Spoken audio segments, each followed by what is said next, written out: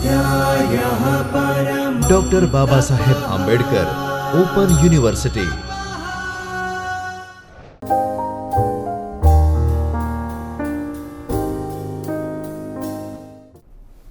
નમસ્તે વિદ્યાર્થી મિત્રો, ડૉક્ટર બાબા સાહેબ આંબેડકર ઓપન યુનિવર્સિટીના ચૈતન્ય સ્ટુડિયોમાં આપનું સ્વાગત છે. મિત્રો, સમાજશાસ્ત્ર વિષયમાં આજે આપણે FY 2નું પાઠ્યક્રમ 1નું એકમ 18 ભારતની સામાજિક સંસ્થાઓ વિશે ખ્યાલ મેળવીએ. ભારતની સામાજિક સંસ્થાઓ, એમાં સામાજિક સંસ્થા એટલે શું, એનો અર્થ શું, એ બે વિદ્વાનોની વ્યાખ્યા મેં આપી છે. એના દ્વારા આપ સમજી શકશો. એમાં મેકાઈવર અને પેજના મત મુજબ સંસ્થાને સમૂહ પ્રવૃત્તિની પ્રસ્થાપિત કાર્યપ્રણાલિકા તરીકે આપણે પરિભાષિત કરે છે. જોન્સનના મત મુજબ અમુક વિશિષ્ટ પ્રકારના સામાજિક સંબંધોને લાગુ પડતી ધોરણાત્મક ઢબ તરીકે ઓળખાવે છે. સામાજિક સંસ્થાનો અર્થ એટલે વિશ્વનો કોઈ એવો સમૂહ ના હોય કે જેમની પોતાની એક સામાજિક સંસ્થા ના હોય, કોઈ દેશ એવો ના હોય કે એમની પોતાની સામાજિક સંસ્થાઓ ના હોય. એટલે સામાજિક સંસ્થાઓ સાર્વત્રિક હોય છે. એ સાર્વત્રિકતાના ખ્યાલને ધ્યાનમાં રાખીને આપણે જોઈએ તો અત્યારે સામાન્ય ખ્યાલમાં જોઈએ તો કુટુંબ સંસ્થા, ધર્મ સંસ્થા, લગ્ન સંસ્થા, જ્ઞાતિ સંસ્થા, શિક્ષણ સંસ્થા, રાજ્ય સંસ્થા વગેરે જેવી સંસ્થાઓ વિશે આપણે બેઝિક શબ્દો જાણીએ છીએ, પણ એ સંસ્થાના સ્વરૂપમાં કઈ રીતે આપણે એને સમજવાનું છે એ સમાજશાસ્ત્રીય પરિપ્રેક્ષ્યમાં આપણે આજે ખ્યાલ મેળવીશું. આ બે વ્યાખ્યાઓમાં સંસ્થાને સમૂહ પ્રવૃત્તિની પ્રસ્થાપિત કાર્યપ્રણાલિકા તરીકે પરિભાષિત કરી છે. કાર્યપ્રણાલિકા એક એઝ એ સિસ્ટમ આપણે એક પદ્ધતિ જોઈએ છીએ. પછી કુટુંબ હોય, લગ્ન હોય, જ્ઞાતિ હોય, રાજ્ય સંસ્થા હોય કે શિક્ષણ સંસ્થા હોય. જોન્સનના મત મુજબ અમુક વિશિષ્ટ પ્રકારના સામાજિક સંબંધોને લાગુ પડતી ધોરણાત્મક ઢબ. હવે ધોરણો એટલે શું એ આપણે સમજવું પડશે. ધોરણો એટલે કેટલાક સમાજના જે પણ પરંપરાઓથી ચાલી આવતી રૂઢિ કે પરંપરાઓ છે એ નિયમોના સંદર્ભમાં રૂપાંતરણ પામે ત્યારે એ કેટલીક વાર સંસ્કારોના પરિપ્રેક્ષ્યમાં લેવામાં આવે તો એને આપણે ધોરણો તરીકે ઓળખાવી શકાય. તો આ છે મેકાઈવર અને પેજના મત મુજબ સંસ્થાને સમૂહ પ્રવૃત્તિની પ્રસ્થાપિત કાર્યપ્રણાલિકા. જોન્સનના મત મુજબ અમુક વિશિષ્ટ પ્રકારના સામાજિક સંબંધોને લાગુ પડતી ધોરણાત્મક ઢબ ને આપણે સામાજિક સંસ્થાનો અર્થ તરીકે આપણે જોઈ શકીએ છીએ. આ બે વ્યાખ્યાઓ છે. વધારાની વ્યાખ્યાઓ પણ તમે પોતાના રેફરન્સથી લાઇબ્રેરીમાંથી પુસ્તક લઈને અથવા તો યુનિવર્સિટીની લાઇબ્રેરીમાંથી પુસ્તક સામાજિક સંસ્થાઓ વિશેનું લઈને એમાં વ્યાખ્યાઓ સમજી શકો એમ છું. હવે જોઈએ સામાજિક સંસ્થાના લક્ષણો કયા કયા છે. તો સામાજિક સંસ્થાના લક્ષણો આપણે અહીં 5 બતાવ્યા છે જે સમાજશાસ્ત્રીઓ દ્વારા આપવામાં આવે છે. એમાં પહેલું જોઈએ વલણ અને વર્તનની ઢબ જે છે. બીજું છે સાંસ્કૃતિક પ્રતીકો. ત્રીજું છે સાધન અને સગવડ. ચોથું વર્તનના ધોરણો. પાંચમું વિચારસરણી. આ 5 બાબતોને ધ્યાનમાં રાખીને જ્યારે આપણે સમજીએ સામાજિક સંસ્થા એટલે શું, એમાં શું જોવા મળે, એમાં કઈ બાબતો છે, તો આ 5 બાબતોને આપણે જ્યારે સમજીએ ત્યારે સામાજિક સંસ્થા વિશેના લક્ષણો આપણને ખ્યાલ આવે છે. એમાં પહેલો આપણે ચર્ચા કરીએ વલણ અને વર્તનની ઢબ. વલણ અને વર્તનની ઢબ એટલે કે મેં અગાઉ ઉદાહરણ આપ્યા કે કુટુંબ સંસ્થા, જ્ઞાતિ સંસ્થા, લગ્ન સંસ્થા, રાજ્ય સંસ્થા, શિક્ષણ સંસ્થા, આ બધી સંસ્થાઓ જે છે એમાં પોતાની એક વલણ અને વર્તનની ઢબ હોય છે. દાખલા તરીકે કુટુંબનું ઉદાહરણ આપું તો કુટુંબમાં વડીલો પ્રત્યે બાળકોનું કે નાનાઓ જે હોય છે એમને કઈ રીતે આપણે એમનું વર્તન જોતા હોય છે. જ્યારે પણ કોઈ સારા પ્રસંગ હોય અથવા તો જ્યારે આશીર્વાદ લેવાના હોય ત્યારે આપણે એમને પગે પડતા હોય છે. એ વડીલો દ્વારા આપવામાં આવેલા સંસ્કારોની પ્રણાલી તરીકે આપણે જોતા હોઈએ છીએ, જેને ધોરણાત્મક ઢબ તરીકે પણ આપણે ઓળખીએ છીએ. કુટુંબમાં વડીલનું જ કે પછી આગેવાન હોય કે પછી બધા કુટુંબો ભેગા થઈને જે નિર્ણય લેવામાં આવે છે કે ભાઈ કયો તહેવાર ઉજવવો, કઈ રીતે ઉજવવો, તો એના કેટલાક સામાજિક પાસાઓને ધ્યાનમાં રાખીને નક્કી કરવામાં આવે છે. નક્કી કરેલા વર્તનની ઢબ હોય છે એ અનુસંધાને જ એ તહેવારોની ઉજવણી થતી હોય છે. પછી એ લગ્ન અંગેની હોય કે પછી મૃત્યુ અંગેના રિવાજો હોય કે પછી તહેવારો જે નક્કી થયા હોય સમાજના અથવા તો જે રાષ્ટ્રીય તહેવારો હોય એ સંદર્ભમાં પણ નક્કી થયેલા ધોરણો પ્રમાણે જ એમાં વર્તન થતું હોય છે. એટલે સામાજિક સંસ્થાના લક્ષણમાં આપણે જોઈએ તો વલણ અને વર્તનની ઢબ એ દરેક સામાજિક સંસ્થાનું એક આગવું પાસું છે, લક્ષણ છે. બીજું છે સાંસ્કૃતિક પ્રતીકો. સાંસ્કૃતિક પ્રતીકોના સંદર્ભમાં જોઈએ, જ્યારે ઐતિહાસિક પરિપ્રેક્ષ્યમાં જ્યારે વાત કરીએ આપણે, તો કબીલાઈ વ્યવસ્થા હતી. એ કબીલાઈ વ્યવસ્થામાં એક ડુંગરોની ગિરિમાળા કે એક જંગલોના પ્રદેશથી બીજા જંગલોમાં વસવાટ કરતા બીજો કબીલાઈ સમૂહ જે હોય છે, એમને પોતપોતાના એક પ્રતીકો હોય છે. એ પ્રતીકોને ધ્યાનમાં રાખીને જ એમાં એ પ્રદેશમાં પ્રવેશવું કે ન પ્રવેશવું, એ પ્રદેશમાં જઈએ તો કયા પ્રકારનું વર્તન થાય. એ જ રીતે એક દેશમાંથી બીજા દેશમાં જવા માટે કેટલાક ધોરણો અને મૂલ્યો હોય છે, અને ત્યાંના નિયમોને પાળવા માટે કેટલીક વાર આપણે નોલેજ લેવું પડતું હોય છે કે ભાઈ એ દેશમાં કઈ રીતે આપણે વર્તન કરીશું. તે વર્તનના કેટલાક વલણોના આધારિત પ્રતીકો પણ હોય છે. એ પ્રતીકોને ધ્યાનમાં રાખીને એમનું એક નિશ્ચિત વર્તન થતું હોય છે, એમના સભ્ય દ્વારા કે એના અનુયાયી દ્વારા એ વર્તન થતું હોય છે. રાજકીય વ્યવસ્થા, સામાજિક સંસ્થા તરીકે રાજ્યનું ઉદાહરણ આપીએ, ત્યારે રાજ્યોનું એક પોતાનું એક પ્રતીક હોય છે, અને નિશ્ચિત બંધારણીય વ્યવસ્થા, કાનૂની ઔપચારિક વ્યવસ્થાથી જોડાયેલું હોય છે, અને એના પોતાના એક સંપ્રતીકો હોય છે. એ સંપ્રતીકો એમની આગવી ઓળખ, એમની સાંસ્કૃતિક અસ્મિતા, એ પ્રદેશની ભૌગોલિક મહત્ત્વ, એ બધું એમાંથી બહાર આવતું હોય છે. એને ધ્યાનમાં રાખીને એ પ્રદેશ કે ભૌગોલિક વિસ્તાર પૂરતા એ પોતે એ પ્રતીકોને એટલે મૂક્યા હોય છે કે એમના માટે એક સંદેશારૂપ હોય છે, એમના માટે એક ગર્વની લાગણી અનુભવ કરાવતા હોય છે. દાખલા તરીકે તિરંગા અને આપણે રાષ્ટ્રધ્વજને જોતા હોય છે, ત્યારે સ્વાભાવિક છે આપણામાં દેશભક્તિની એક અલગ લાગણી આપણામાં તરી આવે છે. એ જ રીતે દરેક સામાજિક સંસ્થાના પ્રતીકો હોય છે. એ જ રીતે રાજ્ય સંસ્થા હોય, કોઈ રાજકીય પાર્ટી હોય, તો રાજકીય પાર્ટી એક પોતાનું પ્રતીક સાથે એ આગળ વધે છે, અને ચૂંટણીના સમયે પણ જ્યારે બંધારણીય સંસ્થા કે ચૂંટણી કમિશન દ્વારા એ પ્રતીકોને એ બંધારણીય રીતે માન્યતા આપવામાં આવેલી હોય છે, અને એના આધારે જ એ ચૂંટણીઓ થતી હોય છે. તો સાંસ્કૃતિક પ્રતીકો જે છે, એ પ્રતીકોના સામાજિક સંસ્થા માટે ખૂબ જ મહત્ત્વ આપવામાં આવે છે. એટલે એક સાંસ્કૃતિક પ્રતીકોને આપણે એક સામાજિક સંસ્થાના લક્ષણ તરીકે જોઈ શકીએ છીએ. ત્રીજું છે સાધન અને સગવડ. સાધન અને સગવડના સંદર્ભમાં કોઈ પણ કુટુંબ કે પછી લગ્ન સંસ્થા કે રાજ્ય સંસ્થા એક માનવીય સમૂહ દ્વારા જ્યારે વર્તન પ્રણાલીમાં જાય છે, ત્યારે કેટલીક વાર રિવાજો, પરંપરાઓ, એમના ધોરણોને આગળ ધપાવવા માટે સાધનોની કે પછી કેટલીક સગવડતાની જરૂર પડતી હોય છે. એને અનુસંધાને જ કેટલીક વાર એ સામાજિક સંસ્થાઓ દ્વારા કેટલો સમૃદ્ધ છે, કેટલું પ્રભાવી છે, એની અસર એ સાધન અને સગવડ દ્વારા આપણે જોઈ શકીએ છીએ. ચોથું છે વર્તનના ધોરણો. મેં અગાઉ કહ્યું તેમ વર્તનના ધોરણો પણ નિશ્ચિત થયેલા હોય છે. કુટુંબમાં વડીલોનું સ્થાન, મોટાઓ પ્રત્યેનો આદર, બાળકો પર કઈ રીતે સંસ્કારોનું સિંચન કરવું. એ જ રીતે જ્ઞાતિના સંદર્ભમાં જોઈએ તો જ્ઞાતિની પોતાની એક પરંપરા, જ્ઞાતિનો પોતાનો એક મહત્ત્વનો રિવાજ, જ્ઞાતિના પોતાના કુળદેવતાઓ પ્રત્યેનું આધ્યાત્મિક લાગણી, ઈષ્ટદેવો પ્રત્યેનો એમના સાંસ્કૃતિક જે બી રિવાજો હોય, એ સામૂહિક રીતે રિવાજો પાળીને અથવા તો એ દિવસે એ બધા ભેગા થઈને સાંસ્કૃતિક ઉજાણી કરી શકે એના માટેના કેટલાક ધોરણો. એ બધા જ ધોરણો એમાં સ્ત્રી પુરુષના વર્તન જે પણ નક્કી થયેલા હોય છે, વર્તનના ધોરણો એ સમાજ દ્વારા લિખિત સ્વરૂપે પણ હોઈ શકે અને મૌખિક પરંપરાઓ સ્વરૂપે પણ હોઈ શકે.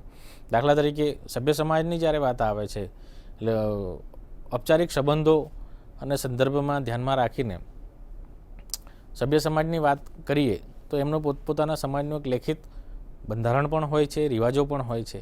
જ્યારે ભારતના આદિવાસી સમાજની જ્યારે વાત કરીએ ત્યારે એમની મૌખિક પરંપરાઓ હોય છે. એ પરંપરાઓ જ વલણો અને ધોરણોમાં રૂપાંતર થતા હોય છે, અને એને અનુસંધાને જ કુદરતી વિસ્તારોને ધ્યાનમાં રાખીને એમના ઊભા થયેલા રિવાજો, ધરતીના ખોળે ઉછરેલો એક આખો સમાજ, કબીલાઈ જીવન વ્યવસ્થા, એને ટકાવી રાખવા માટે કોઈ લેખિત સ્વરૂપ હોતું નથી, પરંતુ મૌખિક પરંપરાઓ દ્વારા જે આપોઆપ ધોરણોમાં, મૂલ્યોમાં પરિવર્તન થતું હોય છે, અથવા તો એ જ રિવાજોને એમને વર્ષો વારે તહેવારે ઉજવવા માટે એ નિશ્ચિત પ્રકારનું જ વર્તન એમાં કરવા માટેના કેટલાક ધોરણો હોય છે. એટલે સામાજિક સંસ્થાના સંદર્ભમાં જોઈએ તો વર્તનના ધોરણો એ પણ એક આગવું લક્ષણ છે. વિચારસરણીની જ્યારે વાત આવે છે ત્યારે વિચારસરણીના સંદર્ભમાં ભારતીય પરિપ્રેક્ષ્યમાં આપણે જે આપણા ધાર્મિક મહાગ્રંથો છે, તો એને ધ્યાનમાં રાખીને, એમના પાત્રોને ધ્યાનમાં રાખીને, ખૂબ જ સંસ્કારી પાત્રો જ્યારે આપણે એમને ધ્યાનમાં રાખીને પોતાના બાળકો પર એવા જ સંસ્કાર આવે એના માટે સામાજિકરણની પ્રક્રિયામાંથી એક આખી લઈ જવામાં આવે છે. તો એક આખો કૌટુંબિક વિચાર જે છે એ જ રીતે જ્ઞાતિગત વિચાર છે કે ભાઈ પોતાની જ્ઞાતિનું ઉદ્ભવ સ્થાન કયું છે, પોતાના જ્ઞાતિનું ઐતિહાસિક પરિપ્રેક્ષ્ય કયું છે, એ ઉદ્ભવ સ્થાનની વિચારસરણી શું હતી, એ જ વિચારસરણી વખતો વખત ટેકનોલોજી કે વિજ્ઞાનના આટલા સમય છતાં પણ એ જ વિચારસરણીને વળગી રહેવા માટે કેટલીક વાર સાંસ્કૃતિક તાકાતો એમને મળતી હોય છે અને એને કારણે જ એક જ્ઞાતિનું અસ્તિત્વ આપણને જોવા મળે છે. તો વિચારસરણી ખૂબ જ મહત્ત્વની છે. રાજ્ય સંસ્થાની જ્યારે વાત કરીએ તો રાજકીય વિચારસરણી પણ એક નિશ્ચિત થયેલી હોય છે. વિશ્વમાં વિવિધ વિચારસરણીઓ આપણને જોવા મળે છે. જે દેશો લોકશાહી દેશો છે, સામ્યવાદી દેશો છે, અમુક એવા દેશો છે કે જ્યાં રાજાશાહી છે પણ નિયમો લોકશાહી છે, એવી પણ આખી વ્યવસ્થાવાળા દેશો છે. એ દેશો પરથી એમણે જે વિકાસ કર્યો છે અથવા તો વિકાસ નથી થતો, તો એના કારણો કયા છે? તો એના પાછળ રહેલી નિશ્ચિત વિચારસરણી જે હોય છે એ વિચારસરણી જ સામાજિક સંસ્થાને ટકાવી રાખવામાં એક આગવું લક્ષણ તરીકે આપણે જોઈ શકીએ છીએ. તો આ છે સામાજિક સંસ્થાના લક્ષણોમાં આ 5 પ્રકારના આપણે લક્ષણો જોઈએ છીએ સમાજશાસ્ત્રીઓ જે આપ્યા છે. એમાં પહેલું છે વલણ અને વર્તનની ઢબ, જે અભિગમના સંદર્ભમાં મેં આપને સમજાવ્યું. બીજું સાંસ્કૃતિક પ્રતીકો, સિમ્બોલ, એક સિમ્બોલને ધ્યાનમાં રાખીને ટ્રાઇબલ સોસાયટીનું મેં જ્યારે વાત કરી ત્યારે કેટલીક કબીલાઈ વ્યવસ્થામાં કેટલુંક સિમ્બોલિક હોય છે, જેને આપણે ટોટેમ વિશેનો ખ્યાલ અગાઉ આપણે ભણશું ત્યારે તમને વધારે ખ્યાલ આવશે કે સાંસ્કૃતિક પ્રતીકોનું કેટલું મહત્ત્વ હોય છે. રાજકીય વિચારધારાઓમાં જ્યારે મુદ્દા આવશે ત્યારે પણ કેટલીક પ્રતીકોના સંદર્ભમાં પણ તમને વધારે ખ્યાલ આવશે. સાધન અને સગવડ, વર્તનના ધોરણો, નિયમો જે હોય છે એ અને વિચારસરણી જે નિશ્ચિત વિચારધારાને ધ્યાનમાં રાખીને જ એક જ્ઞાતિ, સમૂહ, કુટુંબને આગળ લઈ જવા માટે પ્રયત્ન કરવામાં આવે છે અથવા તો એ રીતે જ નિયમોને ધ્યાનમાં રાખીને જ વર્તન કરાવવા માટે પ્રેરવામાં આવે છે. તો આ 5 લક્ષણો વિશે આપણે ખ્યાલ મેળવ્યો. હવે સામાજિક સંસ્થાના કાર્યો જોઈએ. તો સામાજિક સંસ્થાના કાર્યોમાં આ 4 પ્રકારના કાર્યો સમાજશાસ્ત્રીઓએ આપ્યા છે. એમાં માનવ જરૂરિયાતોની પરિપૂર્તિ. સામાજિક સંસ્થા શું કરે છે? માનવ જરૂરિયાતોની પરિપૂર્તિ કરે છે. બીજું છે સામાજિક નિયંત્રણ, સોશિયલ કંટ્રોલ. ત્રીજું છે માર્ગદર્શન આપવાનું કાર્ય કરે છે. બીજામાં સામાજિક નિયંત્રણનું કાર્ય કરે છે, માર્ગદર્શન આપવાનું કાર્ય કરે છે, સામાજિક વારસાનું હસ્તાંતરણ પેઢી દર પેઢી, પોતાનું જ્ઞાતિ કે કુટુંબ પેઢી દર પેઢી પોતે એ આગળ ધપી શકે એના માટે એ લોકો મોટે ભાગે પેઢી દર પેઢીનું હસ્તાંતરણ કરવા માટે સામાજિક સંસ્થા કાર્ય કરતી હોય છે. પહેલું જોઈએ માનવ જરૂરિયાતોની પરિપૂર્તિ. હવે કુટુંબની જ્યારે વાત આવે છે, માનવ અસ્તિત્વ માટે કુટુંબ અને લગ્ન ખૂબ જ જરૂરી છે. એટલે કાયદેસરના લગ્ન થયા પછી જ પ્રજોત્પત્તિની સમાજ દ્વારા માન્યતા મળે છે. એટલે જ્યારે માનવ અસ્તિત્વનું જ્યારે વાત આવે છે ત્યારે કાયદેસરતાની જ્યારે વાત આવે છે ત્યારે કુટુંબનું ખૂબ જ મહત્ત્વ છે. એ કુટુંબની અંદર લગ્નનું પણ એટલું જ મહત્ત્વ છે. લગ્ન પણ એક સંસ્થા છે, કુટુંબ પણ એક સંસ્થા છે. તે એવા કિસ્સામાં એકબીજાની પરસ્પર જોડાયેલી બાબત છે. તો માનવ જરૂરિયાતોની પરિપૂર્તિમાં કુટુંબ દ્વારા બાળકને સામાજિકરણ માટે કેટલી જરૂરિયાતો વસ્તુઓ પરિપૂર્ણ કરવામાં આવે છે એમના માતા પિતા દ્વારા અથવા તો સમાજ દ્વારા, ત્યારે એ વ્યક્તિ પોતે ઊભા થઈને એ કુટુંબ કે સમાજ માટે નામ રોશન કરે છે અથવા તો એ સમાજને આગળ લઈ જવા માટે એ રોલ મોડલ બને છે. સામાજિક નિયંત્રણ, સોશિયલ કંટ્રોલ. એ વિશ્વનો આપણે સાર્વત્રિકતાની જ્યારે વાત કરી ત્યારે સમાજનો કોઈ એવો વિસ્તાર નથી વિશ્વનો કે જ્યાં સાર્વત્રિકતા આપણને સામાજિક નિયંત્રણના સંદર્ભમાં જોઈએ.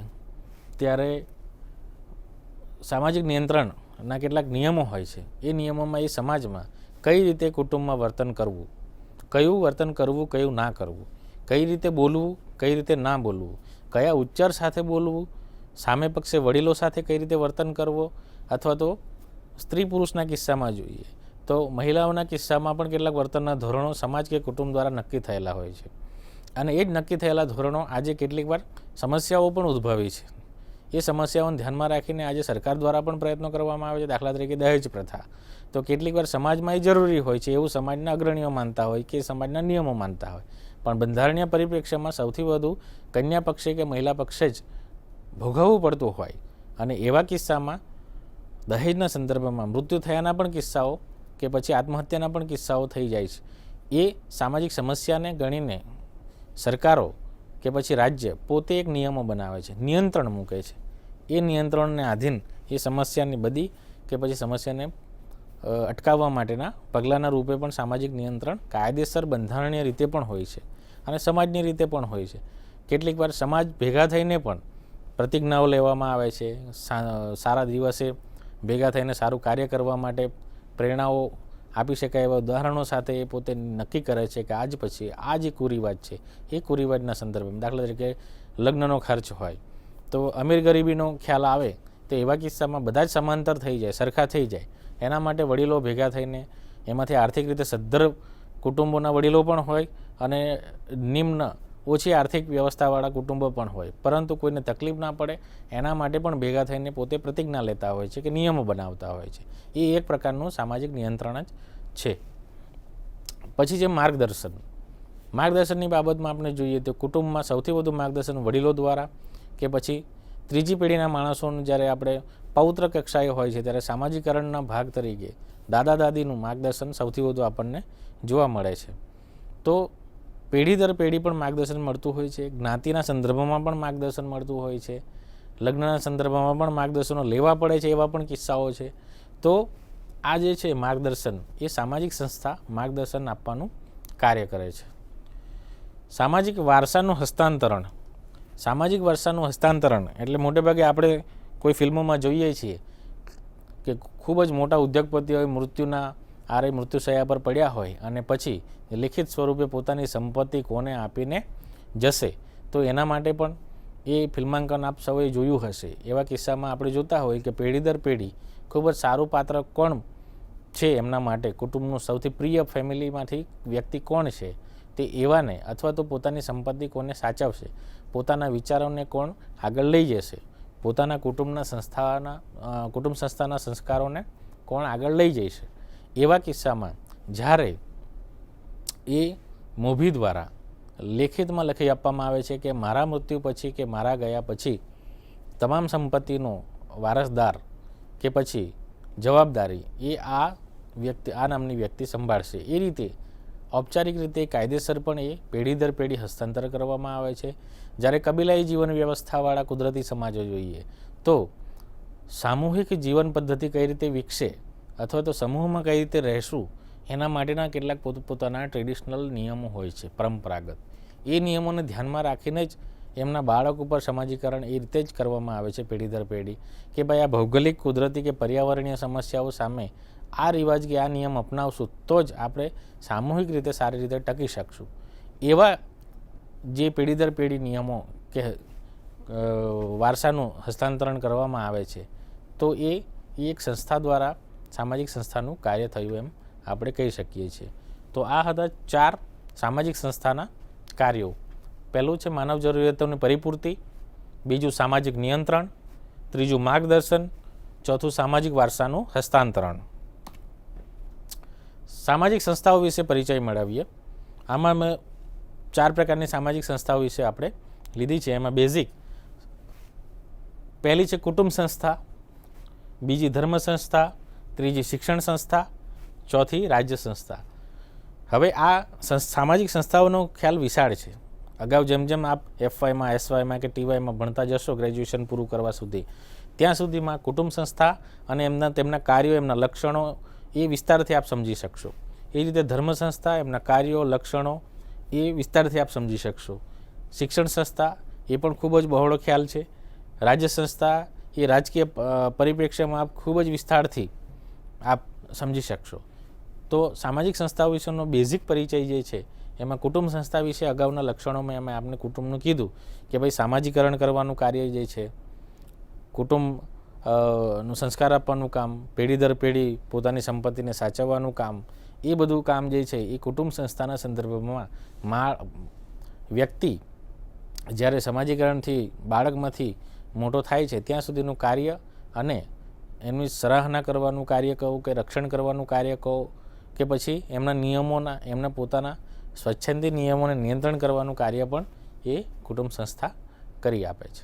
એટલે કુટુંબ સંસ્થાનો આપણે વિસ્તારથી ખ્યાલ અગાઉના એમના મુદ્દાને ધ્યાનમાં રાખીને કરીશું. પછી ધર્મ સંસ્થા જે છે એ ધર્મ સંસ્થા સમાજને, પોતપોતાના સમાજને જ્યારે પણ કોઈ આપત્તિ આવી જાય છે એવા કિસ્સામાં માણસને જ્યારે અલૌકિક દિવ્ય શક્તિમાં વિશ્વાસ હોય, એવા કિસ્સામાં પોતાના ઈષ્ટદેવ, કુળદેવ કે પછી પોતાના સમાજનું જે કુળદેવ હોય એમના નક્કી થયેલા નિયમો કે એમની આધ્યાત્મિક પ્રણાલીઓને જ્યારે એમના શરણે જાય છે, એવા કિસ્સામાં એ માનસિક તાકાત માટે ધર્મ સંસ્થા ખૂબ જ મોટો ભાગ ભજવે છે. ભારતીય પરિપ્રેક્ષ્યમાં ધર્મ સંસ્થા જે છે એ વૈજ્ઞાનિક પાસાને ધ્યાનમાં રાખીને માપન કઈ રીતે કરવું એનો ખ્યાલ હજુ જોઈએ એટલો વિકસ્યો નથી, અને એને કારણે કેટલીક વાર ધાર્મિક પરંપરા કે રૂઢિઓમાં પણ આપણને બધી જોવા મળે છે. પરંતુ ધર્મનું શું કાર્ય છે, ધર્મ શું કરી રહે છે, અને સમાજને ટકાવવા માટે કે સમાજને આગળ લઈ જવા માટે ધાર્મિક જે પરંપરાઓ છે એ પરંપરાઓ, સારા સંસ્કારો જે છે એ સંસ્કારોને ધ્યાનમાં રાખીને ધર્મ સંસ્થા આપણને વિસ્તારથી આપણે એમાં ખ્યાલ સમજી શકીએ છીએ. એ રીતે શિક્ષણ સંસ્થા આપણે જોઈએ તો બે રીતે આપણે જોઈશું કે ભાઈ એક શિક્ષણ સંસ્થા ઔપચારિક હોય છે, જે બાલ મંદિરથી લઈને શાળા, પ્રાથમિક શાળા, માધ્યમિક શાળા, કોલેજ, ઉચ્ચ શિક્ષણ, યુનિવર્સિટીઓ, એ બધામાં આપણને ઔપચારિક શિક્ષણ મળે છે.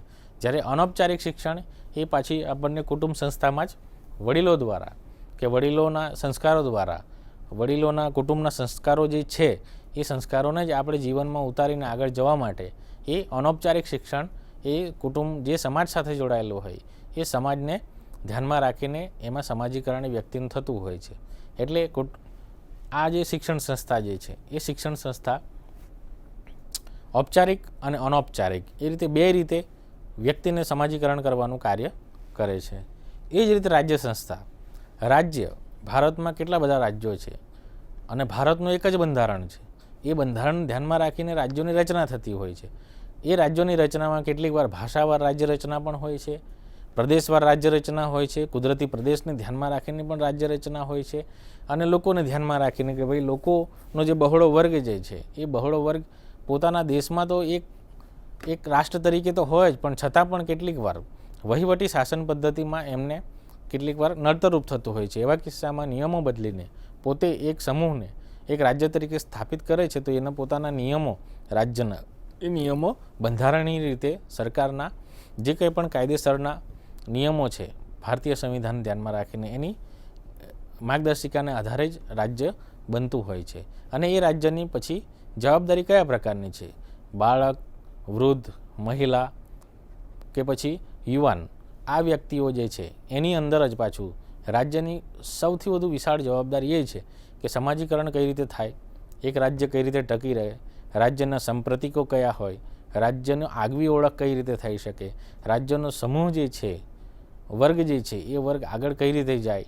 તો એ બધું જ પ્રશાસનિક વ્યવસ્થા, બંધારણીય પ્રશાસનિક વ્યવસ્થા, એનું કામ જે છે એક નિશ્ચિત વિચારસરણી આધારિત જે રાષ્ટ્ર ઘડાયેલો છે, રાષ્ટ્રના પોતાના જે ધ્યેયો છે, જે આમુખમાં નક્કી થયેલા ધ્યેયો છે, એ ધ્યેયોને ક્યાંય કોઈ નુકસાન ન પહોંચે એ રીતે રાજ્યએ કામ કરવાનું થતું હોય છે. આવા કિસ્સામાં રાજ્ય સંસ્થા વિશે તમે વિસ્તારથી ખ્યાલ મેળવી શકશો. આ સામાજિક સંસ્થાઓ વિશેનો ખ્યાલ આપણે જોયા. 3 પ્રશ્નો મૂક્યા છે. એ પ્રશ્નોના સંદર્ભમાં આપ પોતાની રીતે સ્વાધ્યાય કરી શકશો અને સામાજિક સંસ્થાઓ વિશે વિસ્તારથી સમજી શકશો. એના માટેનો પહેલો પ્રશ્ન છે, સામાજિક સંસ્થાના લક્ષણો સમજાવો. જે અગાઉ મેં સમજાવ્યા છે વિસ્તારથી, છતાં પણ બીજા લાઇબ્રેરીમાંથી પુસ્તકો લઈને આપ વિસ્તારથી સમજવાનો પ્રયત્ન કરી શકશો. બીજો છે, સામાજિક સંસ્થાના કાર્યો જણાવો. સામાજિક સંસ્થાના કાર્યો કયા કયા છે? તો માર્ગદર્શન આપવાનું કાર્ય, સમાજીકરણનું કાર્ય જે અગાઉ આવે છે, મેં આપને સમજાવ્યા છે, એના સંદર્ભમાં આપ વિસ્તારથી લખી શકશો. પોતે શું માનો છો વિચાર આ કાર્યોના સંદર્ભમાં એ પણ આપ વિસ્તારથી મૌલિક રીતે લખી શકશો અને પુસ્તકોનો ઉપયોગ કરીને પણ વિસ્તારથી સ્વાધ્યાય તૈયાર કરી શકશો. ત્રીજું છે, સામાજિક સંસ્થાઓનો પરિચય આપો. આ 4 સંસ્થાઓ વિશે મેં આપને સમજાવ્યું છે, છતાં પણ અગાઉ સંદર્ભ પુસ્તક હું આપને આપું છું, એમાંથી વિસ્તારથી આપ સમજી પણ શકશો. વધારાના હિન્દીમાં પણ પુસ્તકો છે. આ પુસ્તક જે છે પ્રોફેસર શાહ એજી અને જે કે દવે 2009ની આવૃત્તિ છે. ભારતીય સમાજ અને ભારતમાં સામાજિક સંસ્થાઓ, અનરા બુક ડિપો, ગાંધીમાર્ગ, અમદાવાદમાં આપ સહેલાઈથી મળી શકશે. ઉપરથી ડૉક્ટર બાબા સાહેબ આંબેડકર ઓપન યુનિવર્સિટીના જે ડિજિટલ પુસ્તકો મૂક્યા છે વેબસાઇટ ઉપર, એમાંથી પણ આપ પુસ્તક લઈને વિસ્તારથી પોતાનો ખ્યાલ સમજી શકશો, સામાજિક સંસ્થાઓ વિશે જાણી શકશો. અગાઉ FY, SY કે TYમાં સામાજિક સંસ્થાઓ વિશે કુટુંબ સંસ્થા, જ્ઞાતિ સંસ્થા, લગ્ન સંસ્થા એ રીતે વિસ્તારથી આપ સમજી શકશો. ત્યાં સુધી સામાજિક સંસ્થાના ખ્યાલને આપ વિસ્તારથી સમજવા માટે આ પુસ્તકનો આપ ઉપયોગ કરી શકશો. તો આ હતો સામાજિક સંસ્થાનો અર્થ અને તેના કાર્યો, સામાજિક સંસ્થાઓનો પરિચય. ખૂબ ખૂબ આભાર. स्वाध्यायः परमः